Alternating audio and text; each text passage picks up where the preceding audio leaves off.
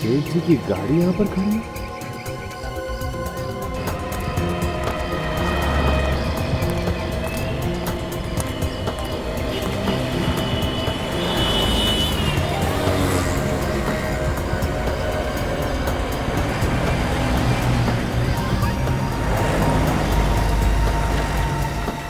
लगता है आज सेठ जी घर नहीं गए, कुछ ना कुछ तो जरूर है। सेठ जी, महेंद्र सेठ जी, अरे कहाँ हो आप?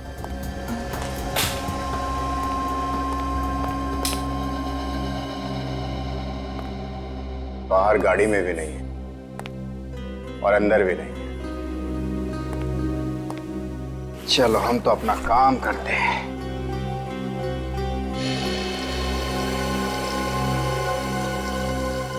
ये पानी की आवाज कहां से आ रही है?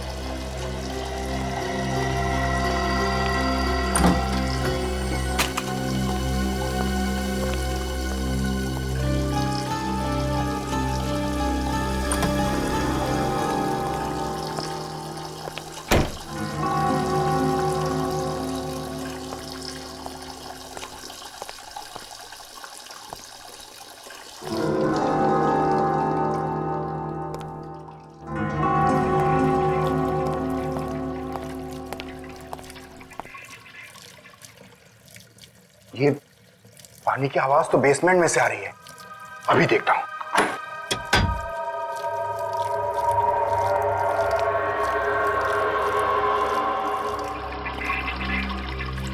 ये देखो, किसी ने बाथ बेसिन का नली खुला छोड़ रखा है। मैं भी तो सोचूं कि पानी की आवाज आ कहां से रही है। अरे ओ पानी, बाप रे।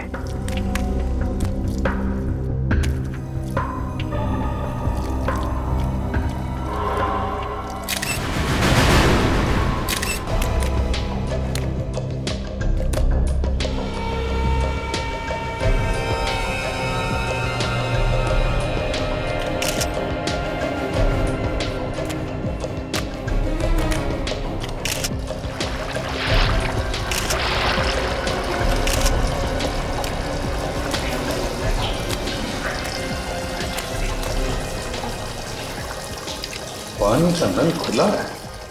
ऐसा लगता है वॉश बेसिन के पाइप में कुछ अटक गया है, इसलिए सारा का सारा पानी बाहर आ गया है।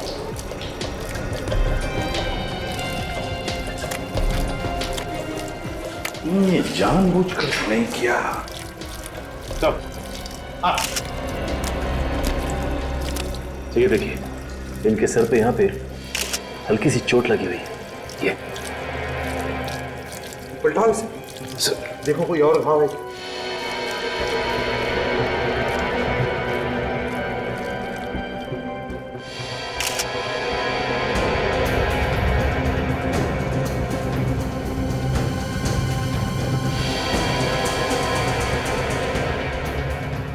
तो ये देखिए, यहाँ पे दोनों तरफ खरोंच के निशान। मतलब से हाथापाई हुई है इसकी किसी के साथ में। हाँ, लेकिन किसके साथ? तो तुम तो कह रहे थे कि यहाँ पर कोई नहीं था, अकेले थे महेंद्र जी, तो फिर ये निशान कैसे? मुझे नहीं पता सर। झूठ बोल रहा है सर, ये किसी ने किसी के साथ मिलके अपने मालिक का खून किया है। खून? सर ऐसा इल्जाम मत लगाइए सर। किसके साथ मिलकर खून किया है? किसके साथ मिलकर? मैंने खून नहीं किया सर। देखो, झूठ बोलना बंद करो। तुम्हारे किसी साथी के साथ इनकी हाथापाई हुई है और तुमने इनके सर पे पीछे से वार किया और बेहोश कर दिया। और फिर तुमने पानी का नल खुला छोड़ दिया, ये सोचकर कि पानी महेंद्र जी के मुंह में से उनके फेफड़ों में जाएगा और उनकी मौत हो जाएगी। नहीं सर, ऐसा झूठा इल्जाम मत लगाइए सर। शायद आप मुझे फांसी पर चढ़ा दीजिए सर। हाँ, फांसी पर तो चढ़ाएंगे ही अगर तुमने ये खून किया है, समझे? ये देखिए सर, इसने अपने दोनों हाथों से गर्दन को ऐसे क्यों पकड़ रखा है? जरा खोलो इसके हाथ, देखो कोई घाव है क्या गले पर।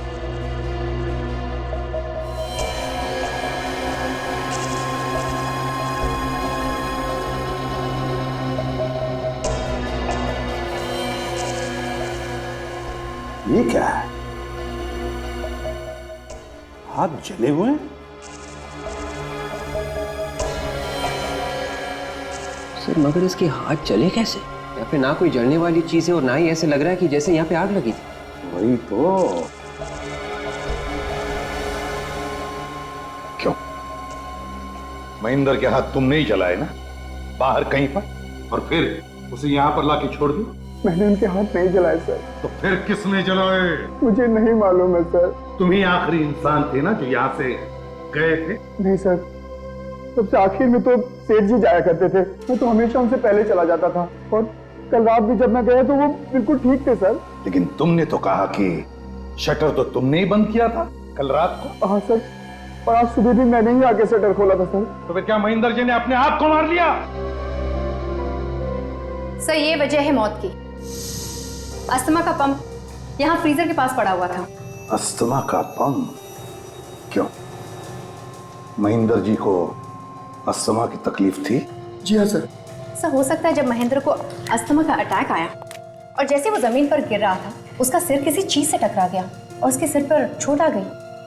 और सर मुंह में पानी घुसने की वजह से सांसें बंद हो गई और मौत हो गई। नहीं सर, पानी का नल चालू रहना, महेंद्र के सिर पर चोट और उसके जले हुए हाथ, जरूर दाल में कुछ काला है। ये कोई एक्सीडेंट नहीं है सचिन, खून है ये, खून। जरा बॉडी को पलटो।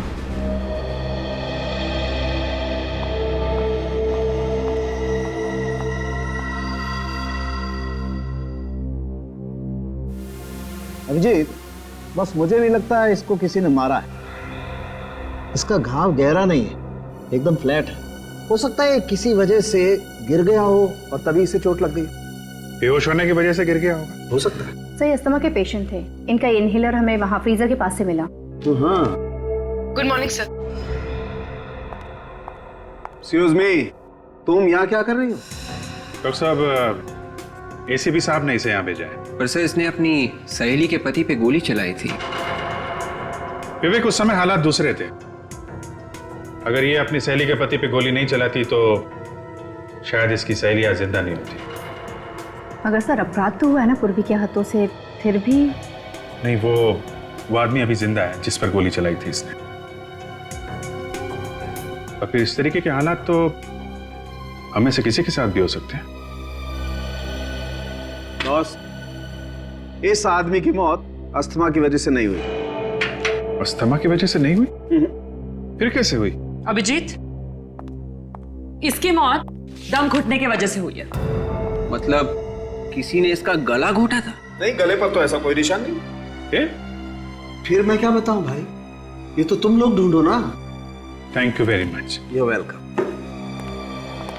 फिर से उसी बेसमेंट में जाना पड़ेगा, वहीं पे मिलेगा इसकी मौत का कोई सुराग।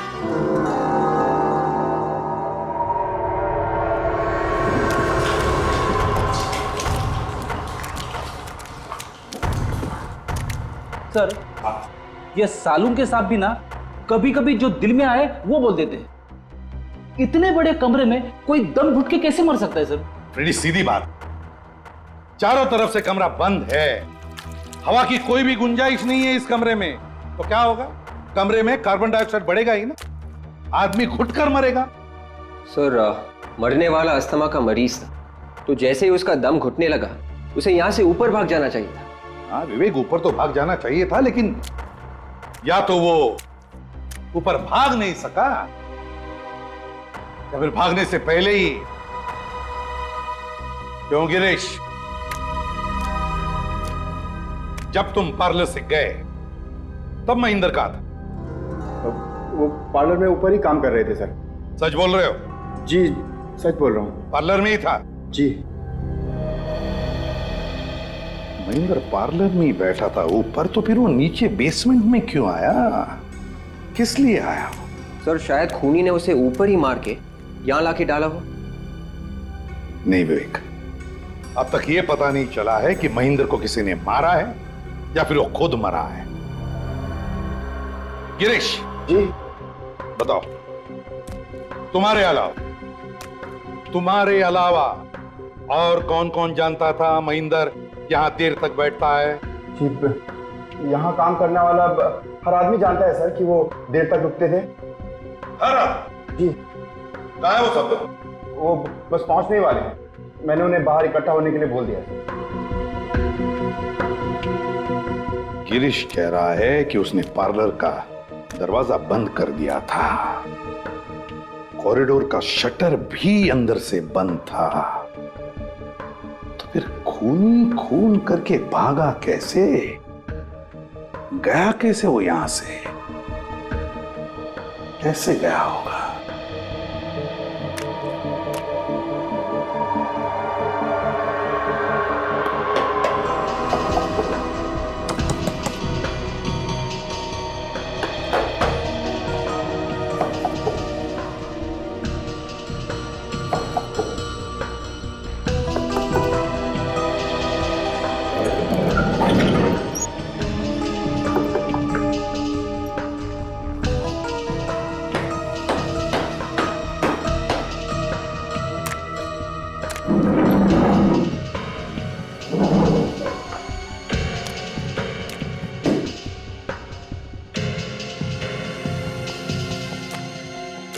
आखिरी बार पूछ रहा हूं, और कोई रास्ता है यहां से बाहर जाने का?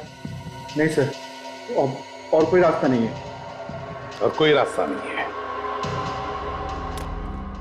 पार्लर के दोनों दरवाजे बंद थे और कोई भी रास्ता नहीं बाहर जाने का। फिर खूनी महेंद्र का खून करके यहां से भागा कैसे? कहां से गया होगा वो बाहर? चलो मान लिया कि महेंद्र अपने आप ही मर गया दम घुटने से, मगर उसका दम घुटा क्यों? कैसे घुटा उसका दम? सांस लेने के लिए, अपने आप को बचाने के लिए वो बाहर की तरफ दौड़ा क्यों नहीं? नहीं नहीं नहीं नहीं, कुछ तो गड़बड़ है। सर, हाँ, खूनी खिड़की में से भाग गया।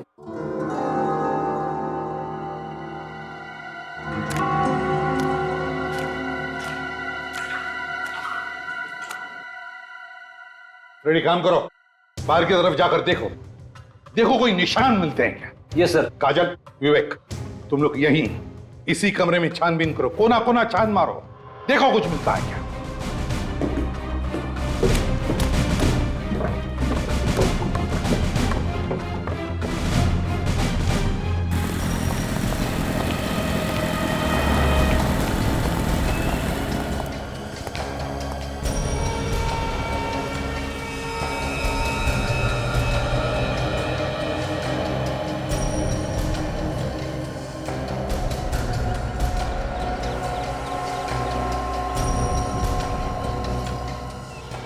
सर, खिड़की तो टेप मार के बंद की हुई है, वैसे तो हवा जा ही नहीं सकती।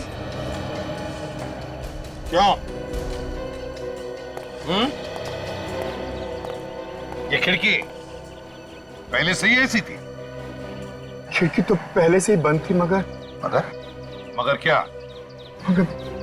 मगर ये टेप नहीं लगी हुई थी सर। टेप नहीं लगी हुई थी? तो फिर किसने लगाई टेप? हाँ? सर मुझे नहीं मालूम सर। मैं तो कुछ नहीं मालूम।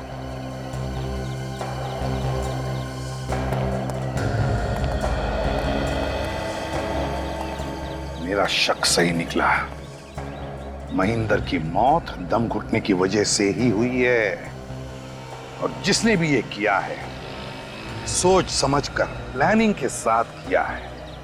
उसने पहले खिड़की को टेप लगाकर अच्छी तरह से पैक कर दिया ताकि हवा भी अंदर नहीं जा सके, और फिर जैसे ही महेंद्र बेसमेंट के अंदर आया, इसने वो जहरीली गैस अंदर छोड़ दी और महेंद्र की मौत हो गई। सर, मगर कमरे में गैस जाने का कोई रास्ता तो होना चाहिए। ये खिड़कियां अगर बंद है तो फिर? रास्ता होगा पूर्वी, रास्ता जरूर होगा।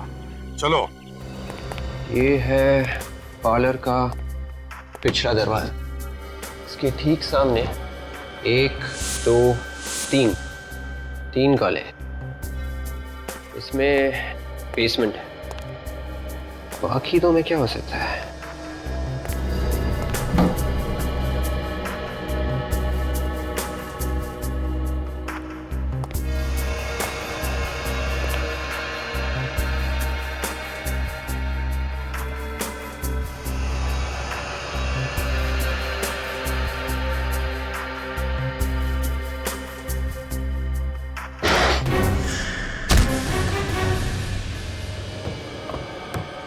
देखो जरा, नीचे देखो, फर्श पर अच्छी तरह से देखो, दीवारों में भी देखो।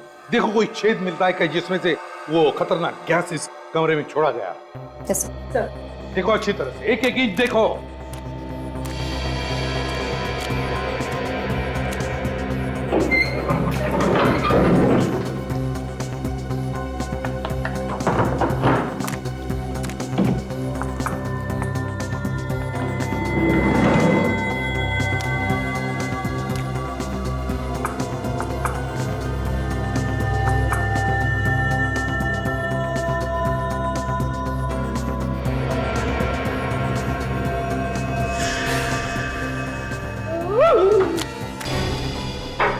क्या हुआ फ्रेडी?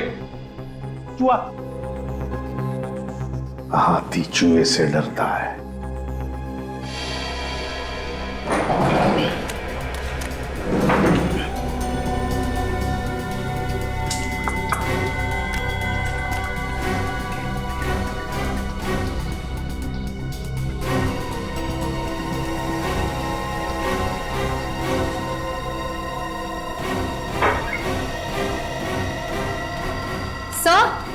काजल,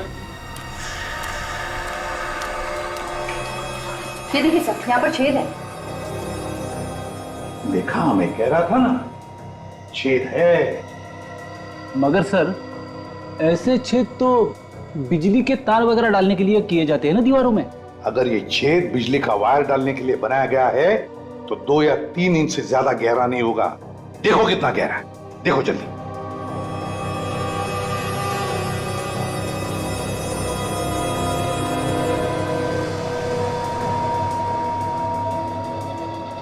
सर, पेन तो पूरा का पूरा दीवार के अंदर चला गया सर। हाँ। और छेद तिरछा है सर, ऊपर की तरफ है। तिरछा ऊपर की तरफ? चलो देखते हैं ये छेद दूसरी तरफ कहां बाहर निकलता है।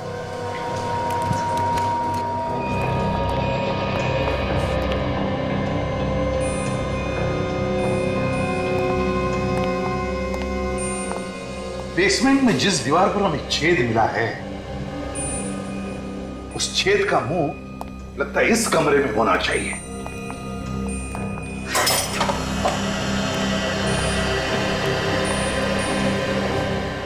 रेडी, सारे बॉक्सेस हटाओ इस दीवार से। छेद इसी दीवार पर होनी चाहिए।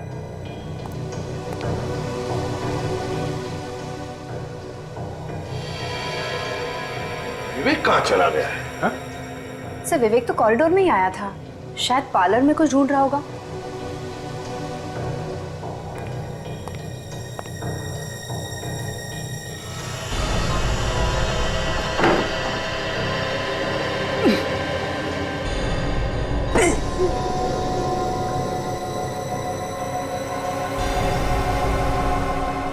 सर, हाँ फ्रेडी, ये देखिए सर, बिल्कुल वैसा ही छेद है जैसे नीचे बेसमेंट में था। हाँ फ्रेडी, ये उसी छेद का मुंह है और इसी छेद में से खूनी ने वो जहरीली गैस बेसमेंट के अंदर छोड़ी है। लेकिन वो यहां से कैसे भाग गया? कहां से भागा वो? कैसे?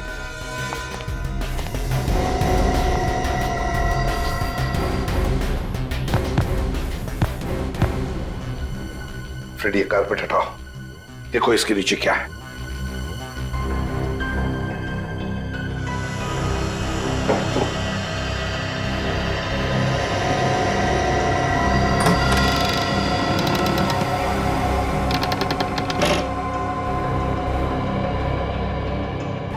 माय गॉड, एक और तय खाना।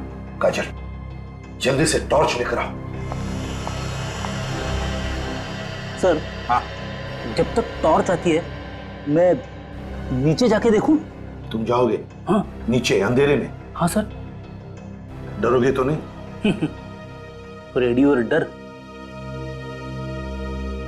संभल के जाओ। हाँ सर। हाँ, गड़बड़ मत करना। बिल्कुल सर। समझ गया? हाँ।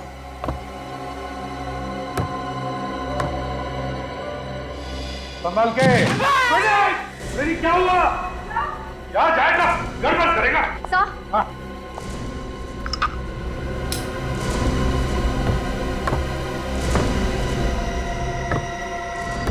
रेडी? रेडी? रेडी? है कहाँ ये? रेडी कहाँ हो तुम? रेडी?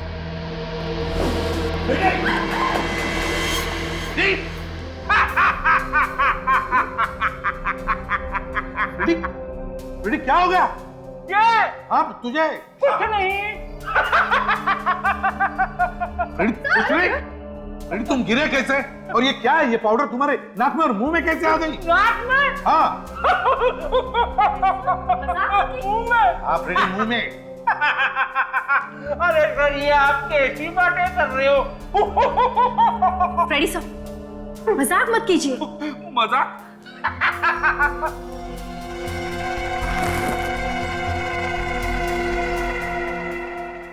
ये तो ड्रग्स है। फ्रेडी मजाक नहीं कर रहा है। ये ड्रग्स फ्रेडी के शरीर में गए। काजल जल्दी से हॉस्पिटल ले जाओ। फ्रेडी जाओ, काजल के साथ हॉस्पिटल जाओ। संभाल के, संभाल के। संभाल के।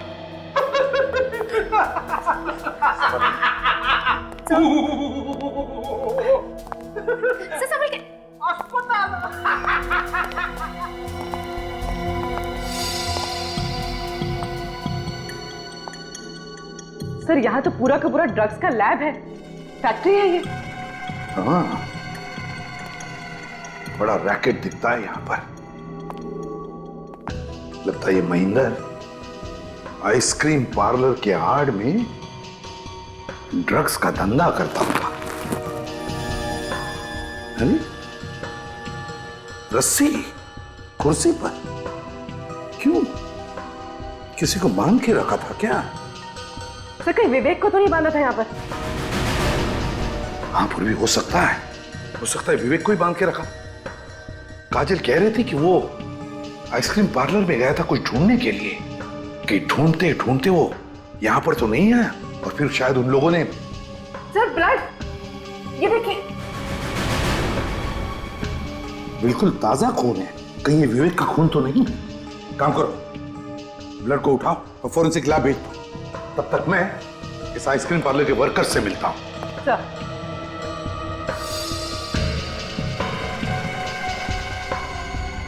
तुम्हारी नाक के नीचे, तुम्हारे आइसक्रीम पार्लर के बेसमेंट में कमरा नंबर 12 में ड्रग्स बनते थे और तुम कह रहे हो कि तुम्हें मालूम नहीं? हाँ? ये नहीं हो सकता, समझे? सर हम सच कह रहे हैं, हमें कुछ नहीं मालूम।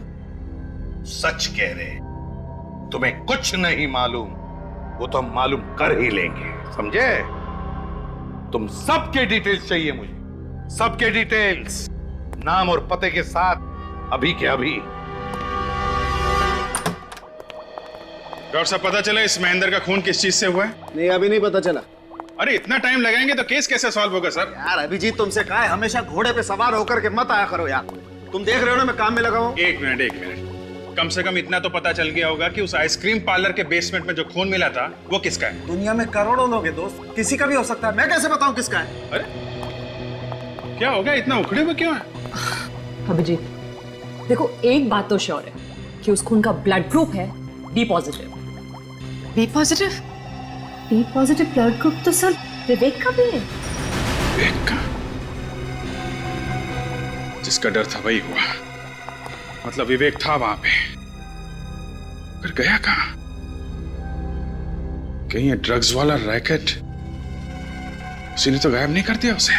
तुझे मुंह मांगा इनाम दूंगा, सर पे कफन बांध के घुस जा ड्रग्स बेचने वाले गैंग में। बच गया तो जिंदगी भर बैठ के खाएगा, मर गया तो तेरे बच्चे तुझे दुआएं देंगे। सारा पैसा तेरे बच्चों को दे दूंगा। बस एक बार ये पता लगा ले कि विवेक कहां है, ड्रग डीलर्स के चुंगल में है या नहीं। ओके, मैं तेरे फोन का इंतजार करूंगा, समझा? सर विवेक का कहीं कोई पता नहीं लग रहा। वो हॉस्पिटल में भी नहीं है और यहां तक के सर। यहां तक के क्या? कुछ भी नहीं सर। कुछ नहीं क्या? हाँ? सर, मुझे लगा कि कहीं किसी ने उसे मार ना दिया हो, इसलिए मैंने मुर्दा घर से भी पता किया, तो वो वहां पे भी नहीं है। अचानक गायब कहाँ हो गया? हम लोग भी तो थे वहां पे। ये गया तो गया कहाँ? सर महेंद्र के मोबाइल की कॉल डिटेल्स और उसके आइसक्रीम पार्लर के फोन की कॉल डिटेल्स। ओ, कल रात 11 बजे लैंडलाइन पे किसने कॉल किया था? पूरे 1.5 मिनट तक बात हुई है। तो इसका मतलब है कि आइसक्रीम पार्लर बंद होने के 1 घंटे बाद किसी ने महेंद्र को फोन किया था। और ये काम कोई ऐसा आदमी कर सकता है जिसे मालूम होगा कि महेंद्र अभी भी वहीं पे है, आइसक्रीम पार्लर में। सर ऐसा भी तो हो सकता है कि जिसने फोन किया हो उसी ने महेंद्र को बेसमेंट में जाने के लिए कहा। हो सकता है पूर्वी, मगर उसका दम कैसे घुटा बेसमेंट में? सर यही मैं भी सोच रहा था कि अगर बेसमेंट में उसका दम घुट रहा था तो फिर वो वहां पे रुका क्यों, वहां से बाहर क्यों नहीं भागा? हाँ सचिन, ये बात समझ में नहीं आ रही है। ये बेसमेंट का कुछ चक्कर है। विवेक भी बेसमेंट से गायब हुआ था। ये काम करो, बेसमेंट की एक बार फिर से तलाशी लो, शायद हमसे कोई चीज छूट गई हो। और इस नंबर के बारे में पता करो ये नंबर कहाँ का है।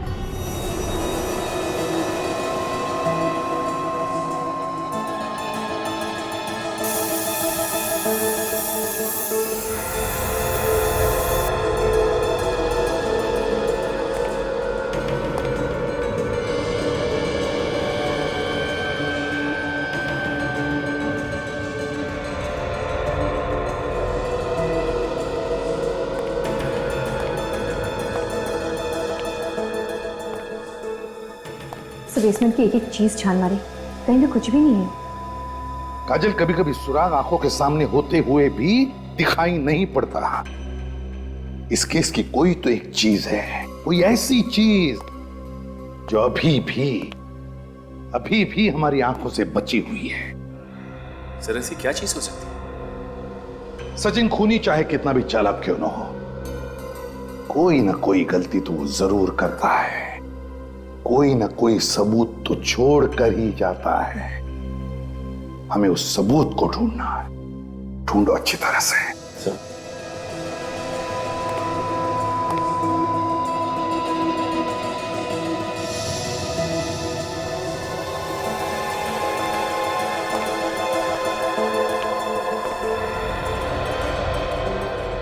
बेसिन में पानी अभी भी वैसा ही है।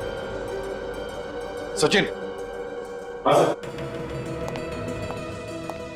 सचिन, बेसिन के नीचे का पाइप खोल कर देखो कुछ अटका है क्या? हाँ।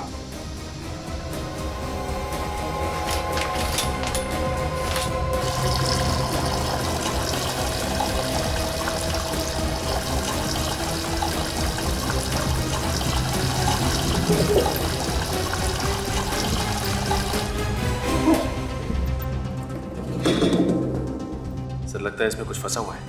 देखो, निकालो।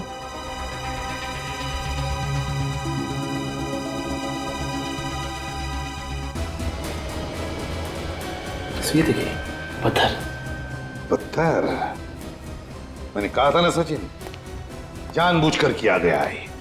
जानबूझकर पहले पत्थर अटकाया पाइप में और फिर पानी का नल चालू कर दिया। मगर सर महेंद्र की मौत से पानी का क्या लेना देना हो सकता है? हाँ सर, पानी तो आग बुझाती है, तो फिर हाथ कैसे जलते महेंद्र के? जिस चीज को छूकर महेंद्र के हाथ जल गए, उस चीज के लिए पानी ने बारूद का काम कर दिया। है क्या ये चीज?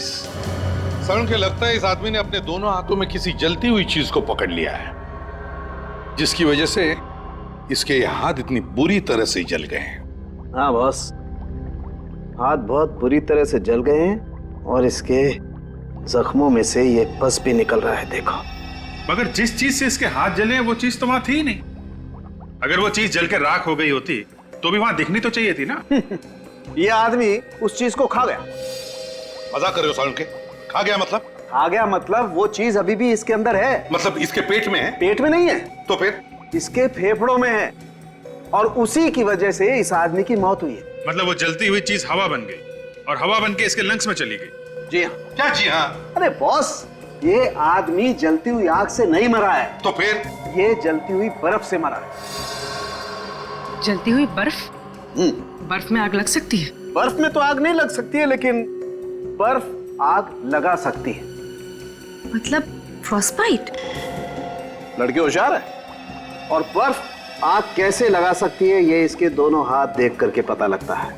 ये देखो बॉस, इस आदमी के ये दोनों हाथ बुरी तरह से जल चुके हैं। बॉस, इसने अपने दोनों हाथों से काफी देर तक ड्राई आइस को पकड़ा, काफी देर तक, क्योंकि इसके हाथ की सिर्फ ऊपर की खाल ही नहीं जली।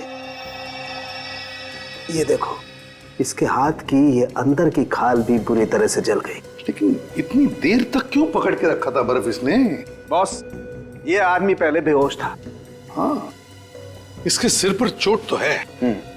और जब इस आदमी को होश आया, इसने देखा कमरे में चारों तरफ ड्राई आइस फैली हुई और ऊपर से पानी बह रहा है। और जब ड्राई आइस पानी से मिलती है तो कार्बन डाइऑक्साइड पैदा होती है, और उस कार्बन डाइऑक्साइड की वजह से इस आदमी का दम बुरी तरह से घुटने लगा। ये बेचारा अपनी जान बचाने के लिए किसी तरीके से ड्राई आइस को किनारे करके ऊपर की तरफ भागा, लेकिन ऊपर का दरवाजा बंद था। ये आदमी फिर से नीचे की तरफ आया, लेकिन तब तक कमरे में कार्बन डाइऑक्साइड पूरी तरह से फैल चुकी थी, और उसी कार्बन डाइऑक्साइड की वजह से इसका दम बुरी तरह से घुट गया और ये बेचारा मर गया। बहुत दर्दनाक मौत हुई होगी बेचारे की। सर, ये ड्राई आइस ऐसी चीज है जो हर फैक्ट्रीज में तो बनती नहीं। कुल मिला के 3-4 फैक्ट्रीज होंगी। तो हम लोग जाके पता कर सकते हैं कि परसों रात इस आइसक्रीम पार्लर में किसने ड्राई आइस लाके दी थी। हाँ अभिजीत, पता लगा सकते हैं इस ड्राई आइस फैक्ट्री का।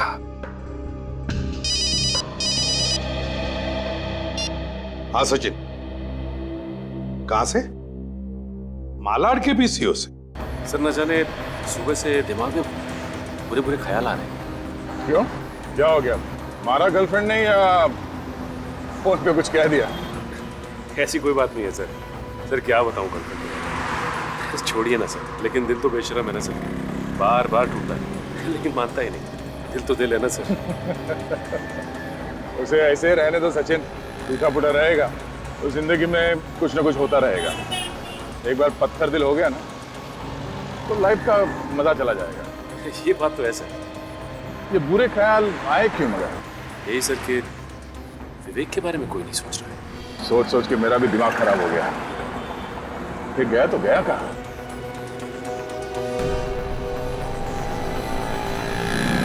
सर, विवेक फोन क्यों नहीं कर रहा है?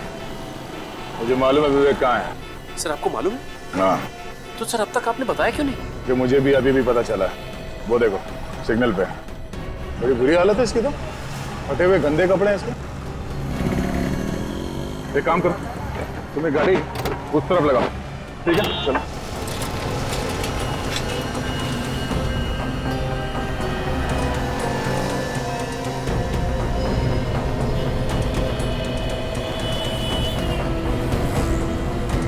विवेक, विवेक, क्या हो गया?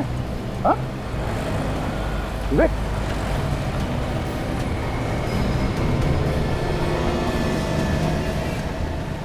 तुम पहचाने? इसे हो क्या? कुछ बोल नहीं रहे तो? विवेक, हमें पहचाने हो तुम? ये दया सर है, मैं सचिन, ये पूर्वी। किसी ने कुछ किया क्या? हाँ? विवेक, चलो चलो, प्लीज इन सर।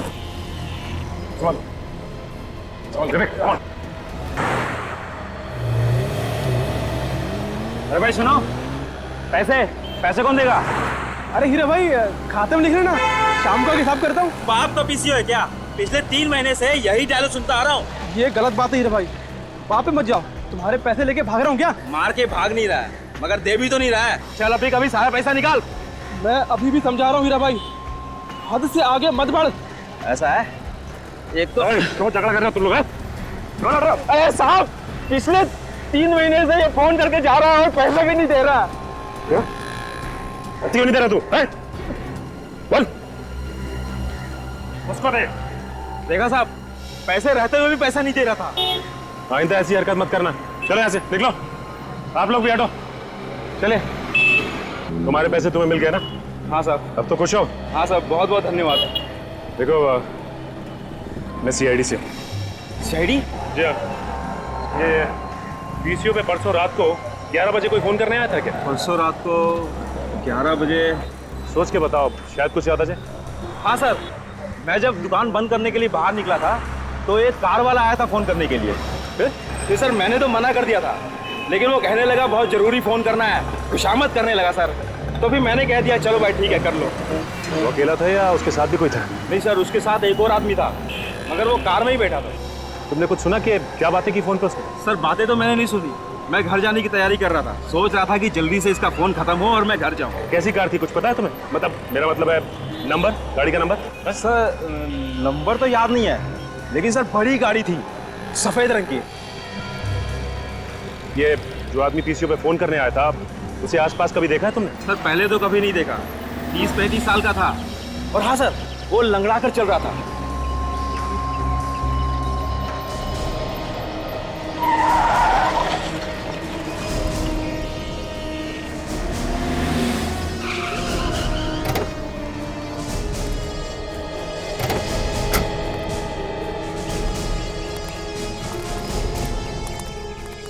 गया, ये ड्रग्स इतनी डेंजरस है कि एक बार किसी के शरीर में घुस जाए ना तो आदमी गया काम से। हाँ सर, देखिए ना विवेक का क्या हाल होगा। सर विवेक को डी एडिक्शन सेंटर में भर्ती कर दिया सर, 6-7 दिन में ठीक हो जाएगा वो। नहीं दया, मुझे नहीं लगता वो 6-7 दिन में ठीक हो जाएगा, कम से कम 1 महीना तो लगेगा उसे। सर इस आइस फैक्ट्री के बगल में ही है ड्राई आइस फैक्ट्री, ये आखिरी ड्राई आइस फैक्ट्री है सर। इतनी आइस शायद किसी भी ड्राई आइस से नहीं गई। तो फिर दया वो बर्फ उसी आइस फैक्ट्री में से लेकर गए होंगे वो। चलो देखते हैं।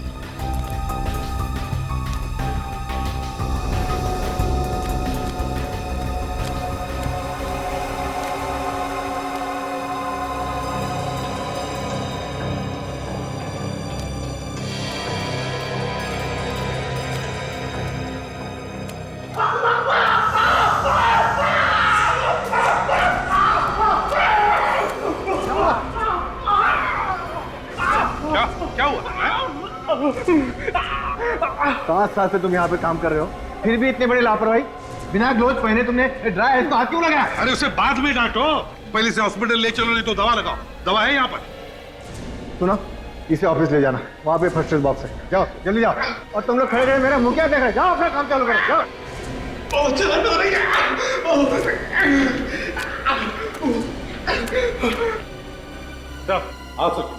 सर जिस पीसीओ से महेंद्र को फोन किया गया था, उस पीसीओ वाले का कहना है कि वहां पे 2 लोग आए थे फोन करने के लिए। एक आदमी गाड़ी में बैठा था और जिसने फोन किया वो आदमी सर लंगड़ा रहा था। वो लंगड़ा के चल रहा था? आप जरा बताइए, परसों रात को यहाँ से 15 बर्फ की सीलियां आपने किसे बेची थी? परसों रात को? हाँ, किसे बेची थी जल्दी बताइए। सर देखकर बताना पड़ेगा, बहुत इमरजेंसी ऑर्डर था सर, और अभी के अभी चाहे ऐसे बोल रहा था। तो चलिए बताइए जल्दी।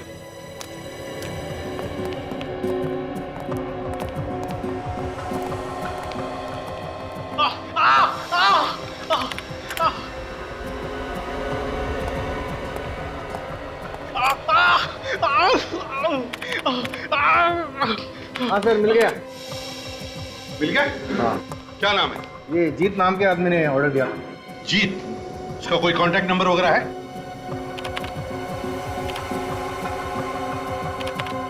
हाँ 1805976298।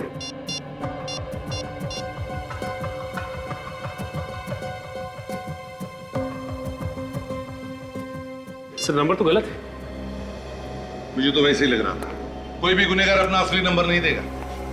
वैसे एक बात बताओ, ये बर्फ की सीलियां कौन लेकर गया था? नंदू ले गया था सर, हमारा टेम्पो ड्राइवर। कहाँ है ड्राइवर? शायद टेम्पो में सो गया होगा। चलो दिखाओ।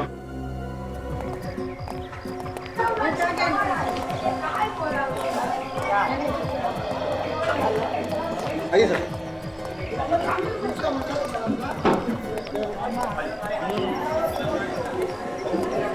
चलिए सर। अरे सुनो, वो नंदू ड्राइवर कहाँ है? साहब वो अपने टेम्पो में सो रहा है। आइए सर।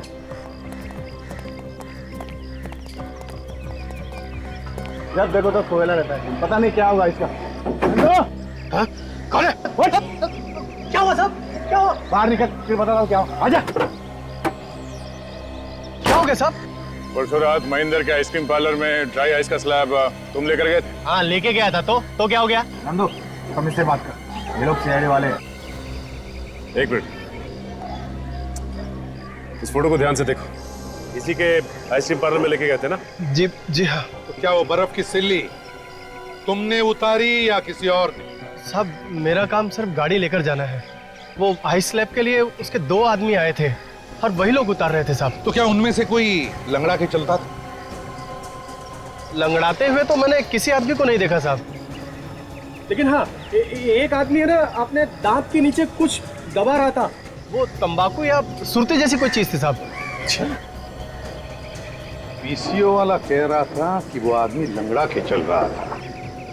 ये टेम्पो का ड्राइवर कह रहा है वो हर 2 मिनट में अपने दांतों के नीचे दबा के मुंह में चबा रहा था। क्या ये एक ही आदमी है या ये 2 अलग अलग? कोई कहीं नहीं जाएगा जब तक पता नहीं चलता खून किसने किया है, समझे? पर साहब हम सब पे शक क्यों कर रहे हो? हम तो पहले ही बर्बाद हो चुके हैं। किसी पर शक नहीं कर रहे, छानबीन कर रहे। सब लोग अपने अपने हाथ आगे करो। क्यों? हाथ आगे करो। आप हमारी हथेली देख के क्या करेंगे? खून हमने थोड़े ही किया है। चुपचाप अपने हाथ आगे करो। चलिए हाथ दिखाइए। आजा।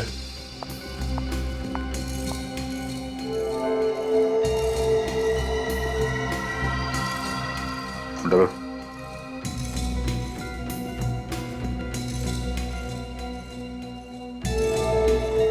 जाओ, इस तरफ खड़े हो जाओ।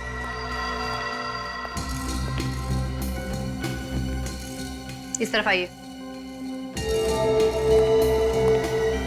तुम भी आ जाओ।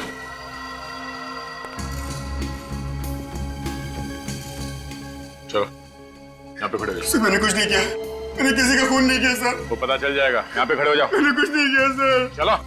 मैंने कुछ नहीं किया सर। सर ये चारों लोग तंबाकू खाते हैं। तंबाकू खाते हो? शर्म नहीं आती? मालूम है तंबाकू जहर होता है, कैंसर होता है, कैंसर। सर ये जो बच्चे लोग हैं इन सबको चलाकर देखते हैं, देखते कैसे चलते हैं। चलिए आप सब लोग एक एक करके यहां से बाहर जाइए। चलिए।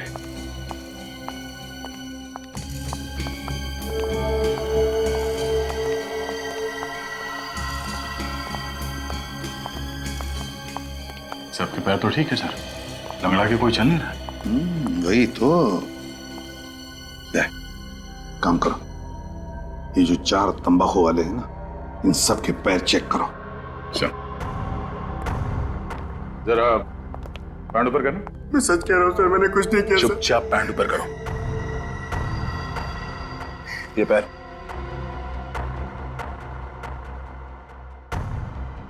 पैंट ऊपर करो। दूसरा पैर। पैर दिखाओ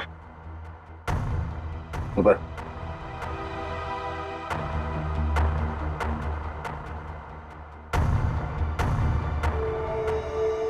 दूसरा पैर।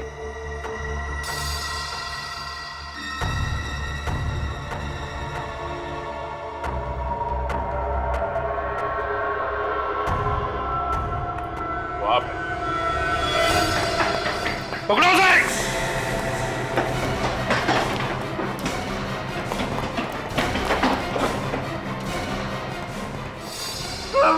मैं शरीफ आदमी हूँ सर, मैंने कुछ नहीं किया सर। तो फिर भागे क्यों? तो मैं फोन क्यों किया तुमने? ये क्या बदतमीजी है? आप किसी को भी पकड़ के कहेंगे खून तूने किया है? सवाल मैंने इससे किया, मुंह तू खोल रहा है। अरे जाओ, बहुत देखें तुम्हारे जैसे सीआईडी वाले। बहुत देखें? हाँ, ये भी देख ले।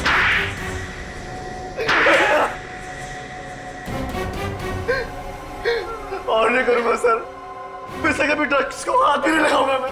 ड्रग्स बेच के लोगों को जिंदा लाश बना रहे थे। हाँ, जिंदा लाशें। सर मैं कह रहा हूँ ना सर, कान पकड़ता हूँ, आज के बाद ऐसा गलत काम कभी नहीं करूंगा मैं। और तुम?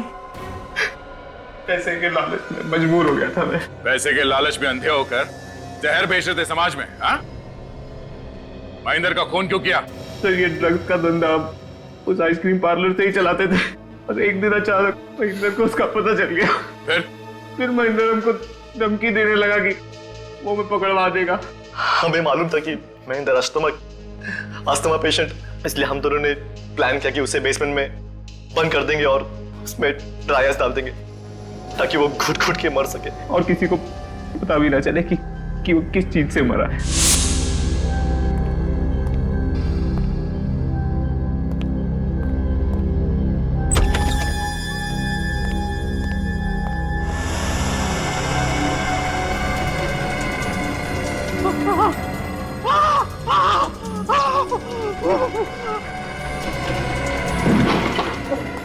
दरवाजा खोलो।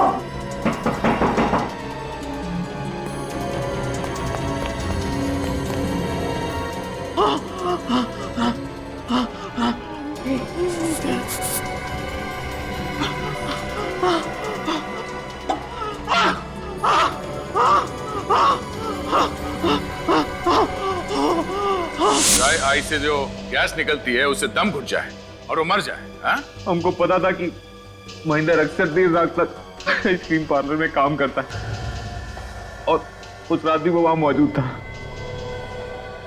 इसलिए हमने उसको फोन किया। तुम दोनों ने विवेक को कैसे गायब किया? उस वक्त मैं दूसरे बेसमेंट में ही था जब आप लोग वहां पहुंचे। पता नहीं कहां से अचानक विवेक उस बेसमेंट में आ गिरा। मुझे लगा कि अब हम लोग पकड़े जाएंगे तो तुमने फौरन विवेक को इंजेक्शन लगा दिया। हाँ। और वो फौरन चंकी बन गया और बार बार ड्रग्स मांगने लगा और फिर हमने उसे पीछे के रास्ते से निकाल के सड़क पर छोड़ दिया। तुम जैसे लोगों की वजह से न जाने कितने नौजवान नशे के लत में डूब गए, न जाने कितने घर तबाह हो गए। तुम दोनों को तो फांसी होगी।